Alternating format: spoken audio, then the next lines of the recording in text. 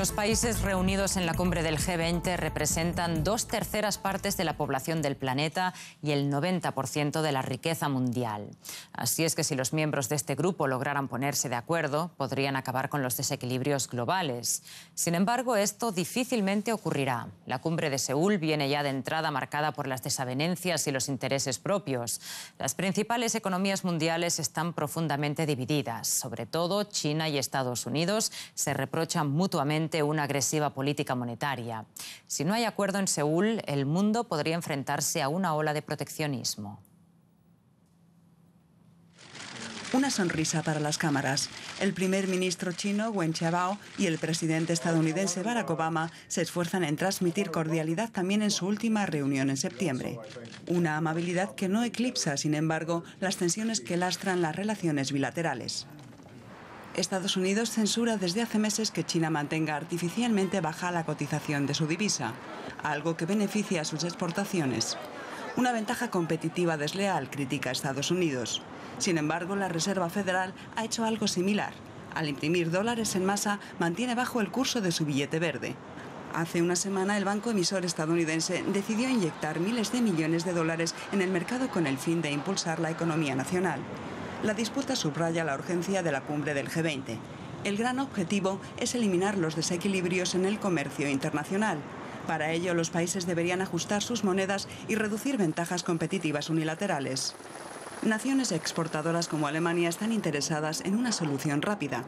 Si otros países devalúan sus monedas, se encarecen las mercancías hechas en Alemania, con lo cual disminuyen las ventas. Esto perjudica la economía alemana. Otro objetivo del G20 consiste en reformar los mercados financieros. Para evitar futuras crisis económicas, se propone crear una red global de seguridad. Mayor transparencia y control en los mercados financieros a fin de reconocer a tiempo posibles peligros. Además, los bancos deben aumentar sus reservas de capital para prepararse mejor ante futuras crisis.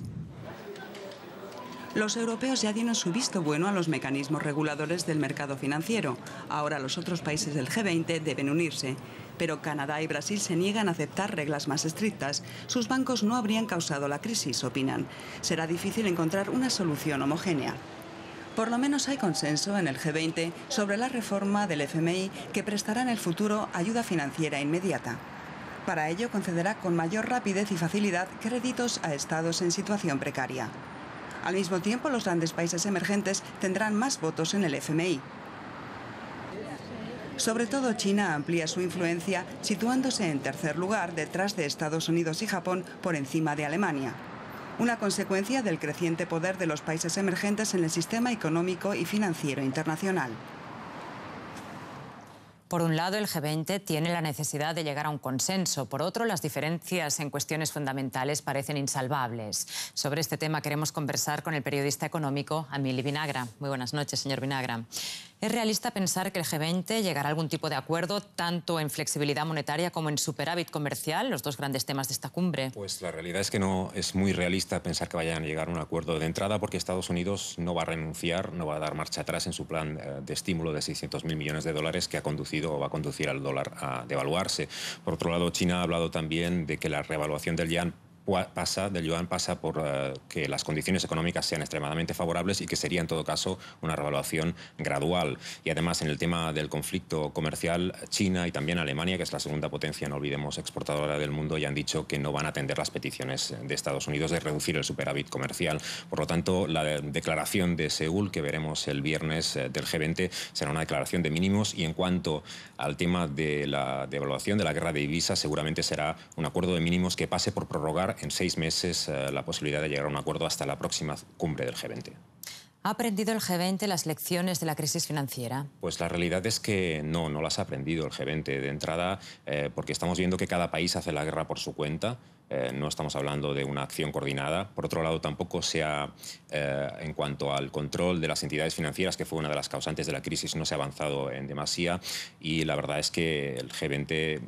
tenemos la sensación de que todos los países tiran hacia el mismo lado para salir de la crisis, exportar más, devaluar moneda, crear desequilibrios comerciales y, por tanto, sembrar lo que sería la semilla de la próxima crisis. Y teniendo en cuenta lo difícil que resulta compaginar los intereses de cada país, ¿tienen sentido estas cumbres del G20? Pues la verdad es que da la sensación de que cada vez un poco menos, porque estamos hablando de que todos los grandes temas quedan debatidos por 3, 4 como mucho países, Estados Unidos, China y Alemania estamos hablando. Entonces no hablamos de un grupo de 20, sino de un grupo de 3 o 4 países. Y además, por otro lado, estamos hablando también de que hay decisiones que se han tomado antes de la crisis que pueden conducir la crisis al fracaso, como es la decisión de Estados Unidos de pues ese plan de estímulo de 600.000 millones de dólares. Entonces no se puede llegar a una cumbre condenándola al fracaso por decisiones unilaterales. Muchas gracias, Emili Vinagre. Gracias por haber estado con nosotros, por estas aclaraciones. Pues como decíamos antes, una de las cuestiones más polémicas y que más discusiones traerá en Seúl es la política monetaria. China mantiene el yuan bajo para no perder competitividad exportadora, pero Estados Unidos hace más de lo mismo al inyectar dinero fresco en la economía para debilitar el dólar y favorecer a su vez sus exportaciones. Y pese a que hay más dinero en los mercados, hay un problema que no queda resuelto. Y es que las pequeñas y medianas empresas que salieron muy mal paradas de la crisis financiera siguen teniendo muchas dificultades para acceder al crédito y sustentar sus negocios. Los bancos han endurecido los requisitos para los solicitantes. Tomar una tacita de café con la esposa y no con los colegas de la oficina. Chris Brown se independizó hace 2 años y desde entonces trabaja desde casa. No puede pagarse una oficina. Su idea de negocio tiene buena aceptación. Se trata de facilitar a las grandes empresas hacer publicidad mediante la telefonía móvil. La página de Internet está lista, hay empleados y un plan de negocio. No obstante, su empresa Frudo no ha recibido hasta ahora ningún centavo de los bancos. Los bancos nos dicen, la idea es buena, pero primero tienen que demostrar que funciona realmente. Queremos ver cifras de negocios prometedoras. Mientras tanto, no cumplen los criterios para recibir créditos. Chris Brown echó mano a sus propios ahorros para iniciar su proyecto y pidió dinero a familiares y amigos. Pero ese dinero ya se terminó. Ahora hay que invertir en marketing y para este paso falta la financiación. Muchas empresas pequeñas en Gran Bretaña tienen el mismo problema que Chris Brown. No les dan crédito o solo les consiguen a condiciones malas. Los intereses suben y eso a pesar de que el interés básico solo alcanza un 0,5%. La Asociación de Bancos objeta que las pequeñas empresas corren mayor peligro en estos tiempos inseguros. En el pasado, los bancos mostraron una mayor disposición a batir los precios de los competidores para conseguir un pedido. Eso pertenece al pasado. Ahora los bancos tienen que contar en creciente medida con riesgos. El Bank of England no solo mantiene a nivel bajo los intereses básicos, sino compra también bonos del Estado británico e invierte así dinero en la economía. Pero el peligro es que los bancos se queden con este dinero para compensar pérdidas. Muchos bancos no tienen suficientes reservas y saben que en un par de años tendrán que disponer de mayor capital propio. Eso limita su margen de conceder créditos. Los bancos tendrán que achicarse para aumentar su capital propio.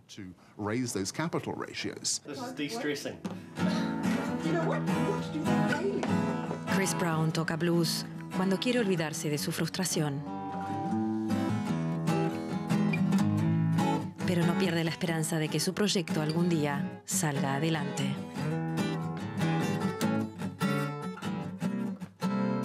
Y este ejemplo demuestra cómo las decisiones de la política al más alto nivel influyen en el destino de cada uno de nosotros. Y esto es todo por nuestra parte. Gracias por su atención.